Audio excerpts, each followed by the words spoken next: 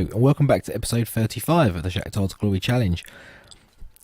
Here we are, we're back in the league today. We're taking on Dynamo Kiev, trying to keep our unbeaten run in the season going. At the same time, this game is sandwiched rather unfavourably right between two big Real Madrid matches. The first leg of the Champions League quarter-final against Real Madrid was the last episode, so please do go back and check that out, drop it a like, drop a comment, all that good stuff.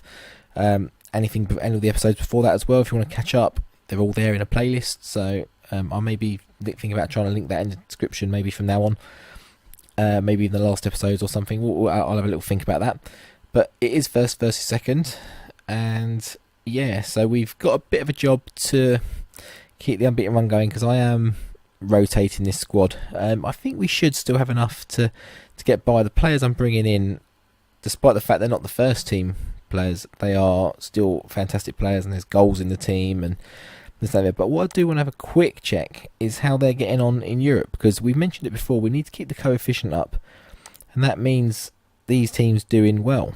Now, Europa League, they went out to Arsenal. Slightly two-sided for me. Obviously, I want to see them do well and get through, but Arsenal, my team, and Dynamo Kiev are in this save and my rivals, so I'm not gutted about that too much.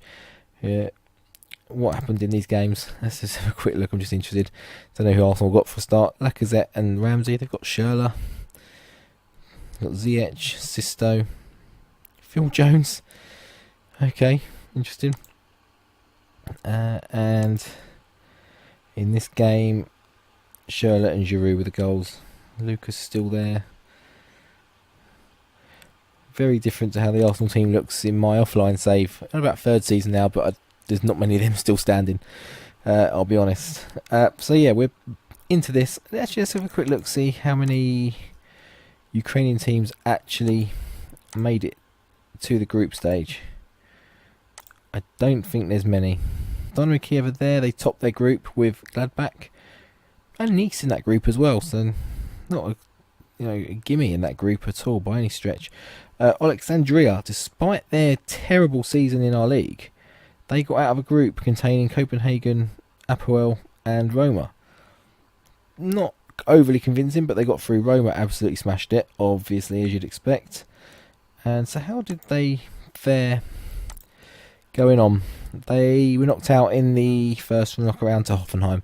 So, I mean, both teams we've got in it have been knocked out to better teams. I mean, the chances to get in a worse team were fairly slim. Hoffenheim, again, not overly convincing in their league. They didn't lose, though, to be fair, so didn't score a lot of goals. Conceded a couple, but I mean, Chelsea smashed that group as well, only conceding 2. Yeah, it's a bit of an interesting look at things. So they both get into the knockout rounds, which isn't too bad. Both get out of their groups. That's the main thing, to get out of their groups. But we'll jump into this Kiev game. We'll see who we're playing. So we've got the Vizeo and Paulinho partnership up front again. We're not going to play Rodrigo, because I'm thinking after that terrible first leg performance in the Champions League, we're going to drop Konoplyanka. I'm just starting to lose a bit of patience with him. He hasn't been here that long, hasn't played that many games, but when he hasn't really delivered. So we're going to maybe drop Rodrigo in there and change the roles up a little bit, perhaps. Other than that, everyone else gets a rest. So Remchuk comes in. We've got Tankovsky, we've got Grichitskin, Sabol, Makitsky. Rakitsky stays in because he's not in favour in the back two at the moment. It is Ordets and I forget the other one. Boldenikov is in there and Ischenko, and we're going to drop Piatov out for Shevchenko. He needs some games as well. He's a very good goalkeeper as well. It's not a massive change up, that one. So I think we'll see how this goes for time. The laptop's been a bit slow, so it wasn't actually that bad. Just about 10-second wait there, I think it was. Maybe not even that. They're playing a slightly more at home. They're playing a slightly more, less defensive formation, shall we say. That Vida at right back's been coming in for quite a bit of praise in the press recently, so he might be a player to look at. He's a Croatian player. I thought he was a centre back rather than a right back, so I'm not sure what's going on there. Maybe he's just a bit versatile, but if he's getting rave reviews at centre back, I'm not sure why they're playing him at right back against me. Perhaps to counter some specific threats, who knows. Junior Murray is up front. Is he Colombian? He's Brazilian, 32 years old. He come from the Chinese Super League, didn't do much on loan, didn't do much last season. He's having a much better season this season. Bit of a journeyman, but a good player for this league, certainly a good one for Dynamo Kiev. We will let their assistant handle that. Hasn't done an amazing job, but when you rotate a team like that, quite often the team talks do go a little bit, because they'll mention stuff like carry on where you left off, and it wasn't the team that played the last game and stuff like that. It's like they just get a bit confused. So the first highlight, wow, they have buried that after just approaching just between 2.5 minutes, 3 minutes, and not a great start for us there. Junior Murray, who we looked at before the game, playing it to their right winger, and he has just levered that into the bottom corner. Complete howitzer there. So we need to try and... I'm going to give them some encouragement. We need to work our way back into this game. I do believe even against this good Kiev team, we've still got enough in the game, at least to hopefully get a draw. I don't want it to be the unbeaten run going to the rivals. I mean, I don't want to lose it at all, but not to Dynamo Kiev. And we're not getting into this game at all. It's coming to half time and we've barely had a shot. We've not had a highlight. Of course, we've had a yellow card, and this is not a good start. We are going to go aggressive on them. Everyone bar Yaremchuk liked it. I don't want them to like it. I want them to be performing before having to give them the hairdryer treatment. Have you heard what the crowd is shouting?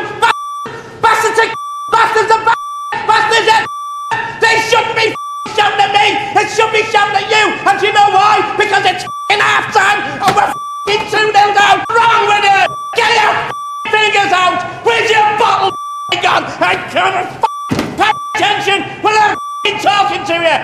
If you don't want to wear the shirt, get off. There's thousands of kids out there who die. Put that shirt on. Back on the field. Show what you can do. Or off home on the plane. You got that? Got to just notice we've got an injury at right back, so it might have to bring on Cerner. Especially as the fullbacks are a position that, you know, very vital in this shape that we play in this team. Look at them bombing forward, and Sabal's got in there. Oh, we should have scored there. They just got away with that one. That was a really bad bit of play from them. That Vida, who I was hyping up at the start, before the game, terrible mistake there, and that's 2-0. I'm lost for words. I'm actually lost for words.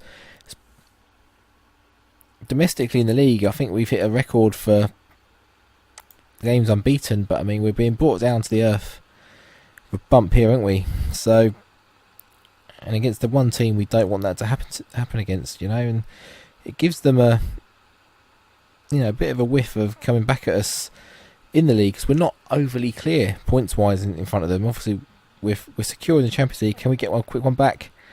Is that a penalty? It is. Ischenko's going to take it, the centre back. Can he get us back in this game on 55 minutes? He does. He buries the penalty, and that is, we needed that. We really, really needed a quick goal there. We didn't want to be getting to sort of 15, 20 minutes left and still needing two. Needing one here. A bit more optimistic now we can get something out of this. We're going to bring Cerner on, just because Mikitski's struggling. We've got someone better we can bring out there. I'm inclined to put a winger out there. I think I'm going to do it. Take a chance. We need to push forward a little bit. And they're coming forward again. Can we nick the ball back? Something we haven't seen us do a great deal in this game today. I mean, they have... Is that an offside? It is. They've done a bit of a job on us today. So the sub's made.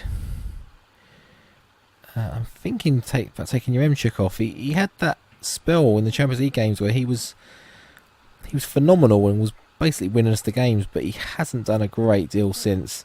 He's been a little bit disappointing, and if they score this, or can we counter here? If Paulinho win that ball? No, he doesn't. See, now we're playing... Oh, Yaremchuk was just talking about him. He's in, and he scores. Lucky I didn't take him off. But what I am going to change up a little bit here is we've got Paulinho playing in the middle. He's not playing well. We're going to put Viseo in the front. I don't really want to bring Collod on. He's done well when he's come on recently. We'll stick Viseo. We'll keep Yaremchuk out on the attacking forward. We'll stick Viseo in the middle. He gets goals a lot. Goals. He's a really good lad, good player. I'm turning into Harry Redknapp again.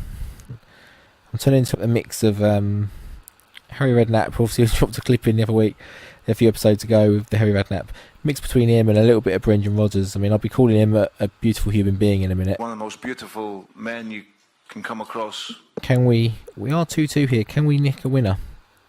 Won't be too greedy if we don't. I'll take a 2-2 draw away from home against the league rivals. It stops them getting some ground on us. But the last thing we need now is to go and concede another. We are going to make another change. Freitas is going to come on for Gricitskin, I think. Just give us a bit more dynamism and a bit more energy in midfield in that middle two. Don't want them getting an overrun. And it kind of is just fading away this game now a little bit after a bit of a manic start. A bit of a manic game in general, really. Can we catch that? Can Collod get there? He can't. We don't get the second ball, and the referee blows the full-time whistle. And we managed to save a 2-0.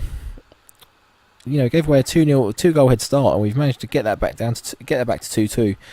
I have no doubts in my mind that this team, in any situation, has goals in it. Certainly domestically. It's just we didn't have a little bit of confusion there, but it's only Collod. He's not going to factor too much. He's not going to be too much concern. But that's 2 2-2s in a row there, isn't it? Yeah, two Desmonds in a row, as Paul Merson would say. Enter clip of Paul Merson saying Desmond 2-2, if I can find one. So, it's Desmond. And Viseo has got injured. He missed 2 weeks, so he'll miss the Champions League game.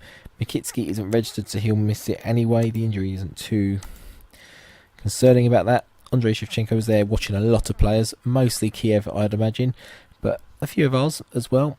So with that, we've got a 3-day break until the Champions League game, and we'll come back for that, and hopefully we can push ourselves into the semi-finals and just rally up and get a great result at the Bernabeu.